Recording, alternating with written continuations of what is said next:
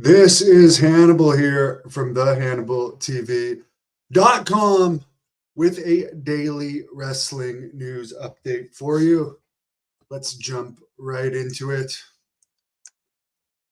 PCO has given his notice to Impact Wrestling.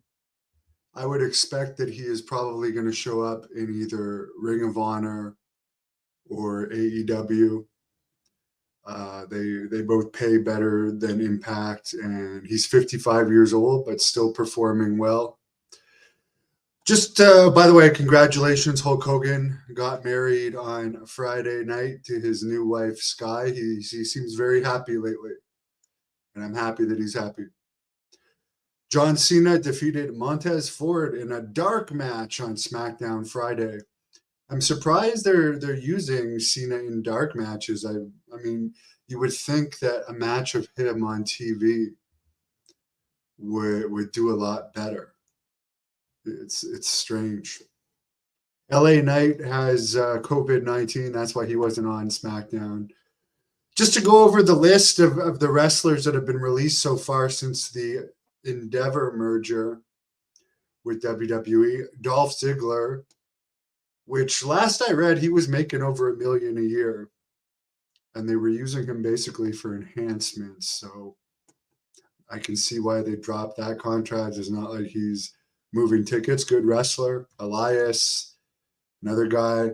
I mean, honestly, for the length of time Elias has been in there, he wouldn't draw shit on the indies. And I don't mean to like insult any of these guys. Sheldon Benjamin and Matt Riddle, they would draw on the indies, but guys like Mustafa Ali that are released, I mean, these guys had like years in WWE and really wouldn't draw on the indies. Top Dollar, the guy that Triple H brought back after he did nothing during the time he was released before, and was best remembered for that dive where he missed a dive on SmackDown and everyone bumped even though he didn't touch any of them. Triple H also brought back Emma. She's been released, so obviously maybe Triple H losing some power.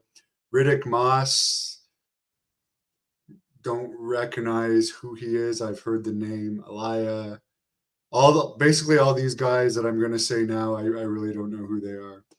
Quincy Elliott, Bryson Montana, Dana Brooke, I've heard the name. Mansoor, Mace, Shanky, Dabakato, Ulisa Leon, Daniel MacArthur, Kevin Ventura Cortez, Alexis Gray, Brooklyn Barlow, Akeem Jiro, Abdul Abadi, Fitzgerald. I mean, are these even wrestling names? Who comes up with these names? Like, how is anyone supposed to remember these names that aren't even pronounceable? Melanie Brzezinski was also released. I imagine that there will be even more releases. They got to do some house cleaning. There's so many wrestlers under contract that really aren't over, so why keep them under contract? They should filter in more independent wrestlers that have been working their asses off that deserve shots rather than give guys like, I mean, I'm not saying they're bad, but the Paul Ellering guys that he managed, I forget their names. Supposedly Triple H wants to bring them back. They've done nothing on the indies since being released, and they weren't pro wrestlers before. I mean, I'd like at least AEW gives like wrestlers that have earned their chances contracts. That's the one thing. I know why WWE does it. Obviously, they're extremely profitable, but I'd rather see wrestlers that have paid their dues and earned their spots, get contracts, and get second chances than people like Top Dollar and Emma that weren't doing much during the time of their release and then just get brought back onto the roster. Let's get Rick Martel on here. Yeah, they released those Maximum Male Models people, and I remember that vignette they did where they insulted Rick Martel. Well, I can't even remember the names of any of the Maximum Male Models people other than the original one, LA Knight, who I think was under a different name with that gimmick. But all the other ones, I don't even remember their names. So they should have brought Rick Martel in for that angle. I'm doing well. Here's Jack Kilby tonight at 7 p.m. Eastern. The Cooker, Bob Cook, who a lot of people say had a great punch, will be on the podcast. I like Bob Cook.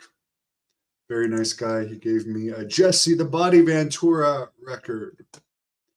Anyways, have a great afternoon. I'm heading to the gym. Thank you for watching the Hannibal TV. Please like this video if you enjoyed it and click the subscribe button to not miss any of our latest shoot interviews, match videos, or news.